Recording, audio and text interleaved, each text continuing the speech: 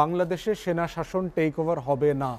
Professor Yunus যতদিন ওই চেয়ারে আছে, আর প্রফেসর ইউনূস ওখানে যদি না থাকে, আপনি অন্য কোনো জিনিস দিয়ে চুপ্পুকে রেখে না রেখে সেফগার্ড করতে পারবেন না, নাম্বার ওয়ান। নাম্বার টু হচ্ছে যে চুপ্পুর থাকাটা বিএনপির জন্য সবচেয়ে ভয়ঙ্কর ব্যাপার। আপনি শুধু আওয়ামী লীগের চোখ থেকে বাংলাদেশটাকে এখন দেখেন, যিনি ছাত্রলীগ করছেন, যুবলীগ করছেন, আওয়ামী লীগ করছেন, সে দেখে যে আমার নেতৃত্ব বেশি দূরে না, ওই পারে আছে, চট করে চলে আসবে যে কোনো সময়। ফোনে বিভিন্ন জেলায় শাখাতে নেতাদের সাথে কথা বলছে, মিটিং করছে, জুমে কথা বলছে। প্রেসিডেন্ট এখনও আমার দলের লোক, এখনও বসে আছে। তিন বাহিনী প্রধান হাসিনা যাদেরকে অ্যাপয়েন্ট করছে তারাই, মেজর অনওয়ার্স যারা সিনিয়র অফিসার আছে সেনাবাহিনীতে, সশস্ত্র বাহিনীতে, সবাই মোটামুটি আওয়ামী লীগ ভেটিং করা।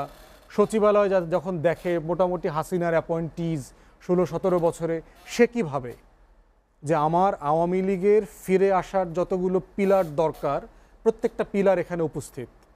তারপরে সে দেখে যে জানুয়ারিতে যদি ট্রাম্প ক্ষমতায় আসে আমেরিকাতে, আপনার মোদির সাথে তার সম্পর্ক খুবই ভালো, এবং জয় দেখেছেন ইতিমধ্যে আপনার লবিস্ট অ্যাপয়েন্ট করেছে যে, এবং ইন্ডিয়ান ডায়াসপোরা, বিজেপির হিন্দুত্ববাদী ব্যবসায়ীরা যারা আমেরিকায় থাকে এবং আওয়ামী লীগ, এরা সবাই মিলে ডেমোক্র্যাট এবং রিপাবলিকান দুই দলের ক্যাম্পেইনে অ্যাক্টিভলি অংশগ্রহণ করছে, বিশেষ করে ট্রাম্প ক্যাম্পেইনে।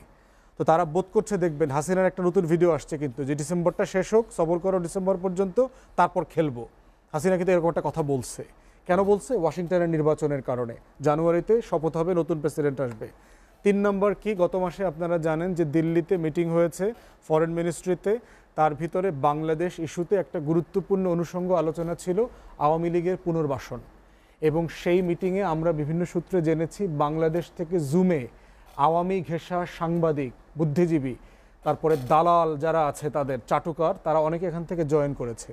তারাও কাজ করছে কিভাবে এই ডিলটা এখানে হতে পারে।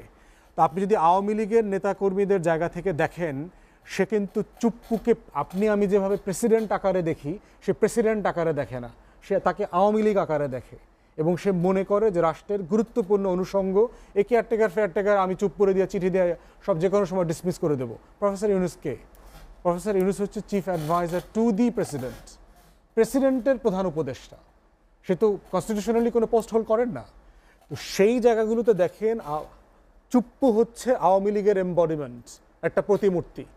তার ফিরে আসার যত জায়গা দরকার, পিলার দরকার, চুপ্পু হচ্ছে সেখানে এক্সিস্ট করে।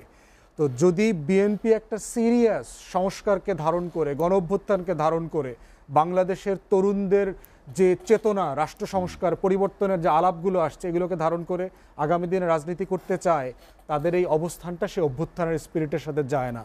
এবং আমরা যারা ফ্যাসিবাদ বিরোধী আন্দোলন করেছি, এত বড় দুইটা স্টেক হোল্ডার, বিএনপি এবং ছাত্ররা, এটা সবচেয়ে ফ্যাসিবাদ বিরোধী আন্দোলনের সবচেয়ে বড় স্টেক হোল্ডার, তারা মুখোমুখি হয়ে গেলে দিন শেষে রাষ্ট্র ক্ষতিগ্রস্ত হবে, দেশ ক্ষতিগ্রস্ত হবে, এবং আওয়ামী লীগের পুনর্বাসন হবার যে শঙ্কা আমরা বারবার করছি সেইটা হবে।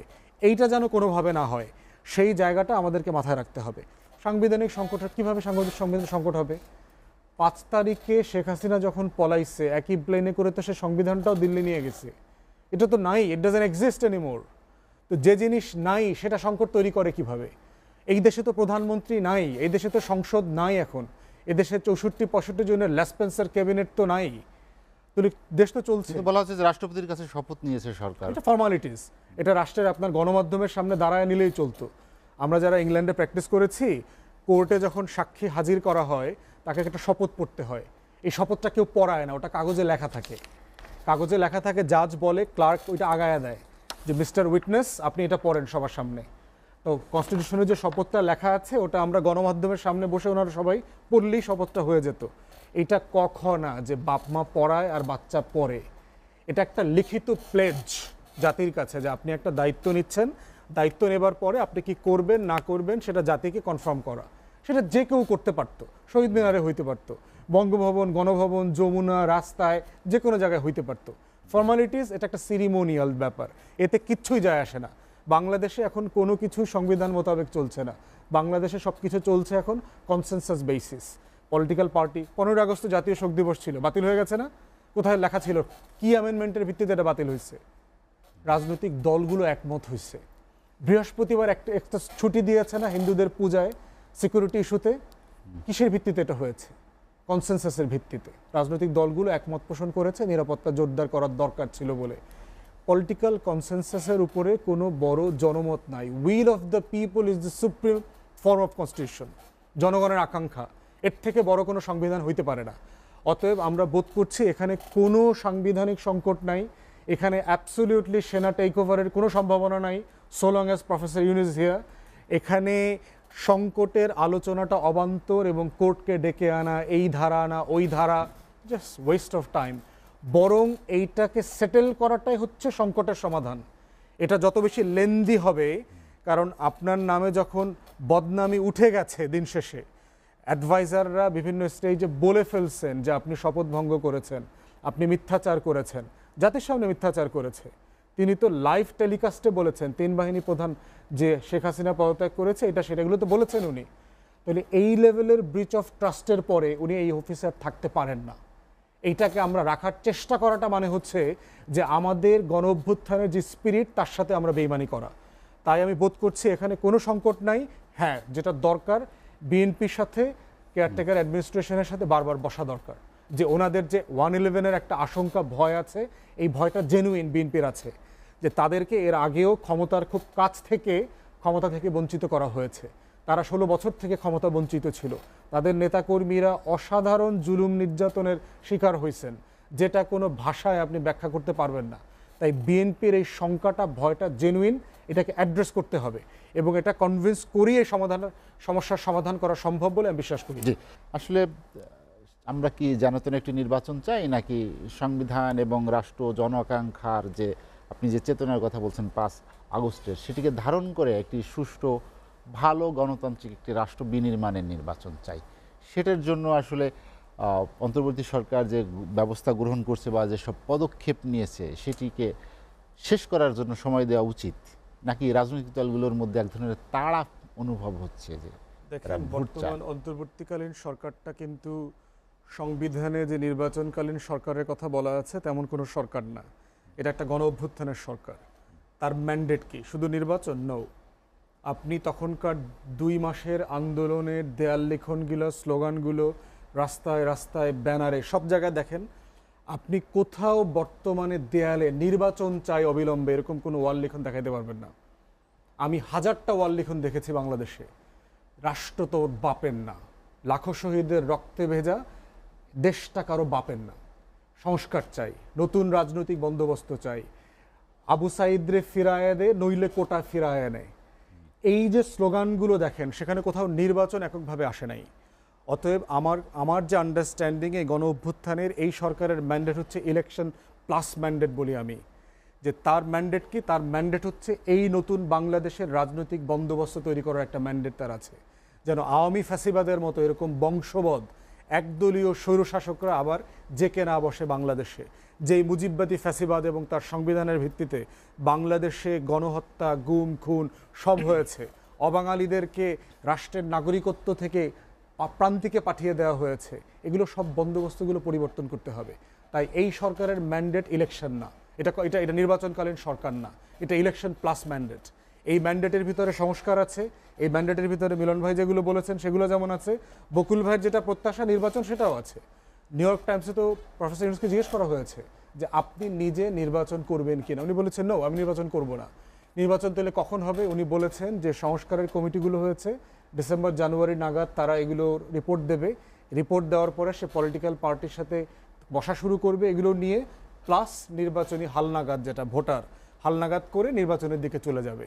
তো এই প্রসেসে সেনাপ্রধানও ইন্টারভিউতে বলেছে 18 মাসের কথা একটা বলেছে। মোটামুটি সবাই কিন্তু কাছাকাছি জায়গাতে আছে। মিলন ভাই নভেম্বর বলছে, বিএনপির মহাসচিব এর আগে দেখলাম যে 1 বছরের মধ্যে তারা সরকারকে প্রেশার দিবে না। তো মোটামুটি কেউই 2-4 মাসের এদিক সেদিক হইতে পারে, এছাড়া কোথাও আমি কোনো পার্থক্য দেখতে পাচ্ছি না। অতএব সরকারের ম্যান্ডেট ব্যাপারে আমার কাছে বিষয়টা খুব পরিষ্কার, গণ অভ্যুত্থান স্পিরিট হচ্ছে ইলেকশন প্লাস ম্যান্ডেট। দ্বিতীয় হচ্ছে, বকিল ভাই একটা জিনিস জানতে চেয়েছেন, সেকেন্ড রিপাবলিক বলতে কি বোঝানো হচ্ছে।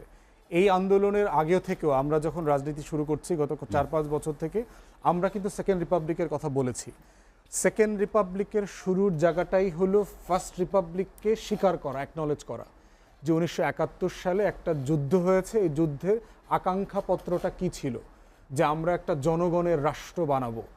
এই রাষ্ট্রটা কিভাবে পরিচালিত হবে, সাম্য, মানবিক মর্যাদা, সামাজিক সুবিচার, ইনসাফ, এখানে গণতন্ত্রের কথা ছিল, পাকিস্তানি শাসক গোষ্ঠীর বৈষম্যের কথা ছিল, এই প্রত্যেকটা জিনিস এখানে ছিল। কিন্তু এটা 53 বছরে হয় নাই।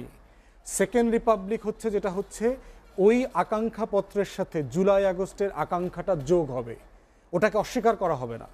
সেখানে ফাউন্ডিং ফাদার্সকে, সেখানে স্বাধীনতার ঘোষককে, এই সিম্পল জিনিস তো আমরা একমত হইতে পারি নাই। আমাদের পক্ষ থেকে আমরা বলেছি যে সন্তান জন্মদানের মতো রাষ্ট্রের জন্মদান একজন হইতে পারে না।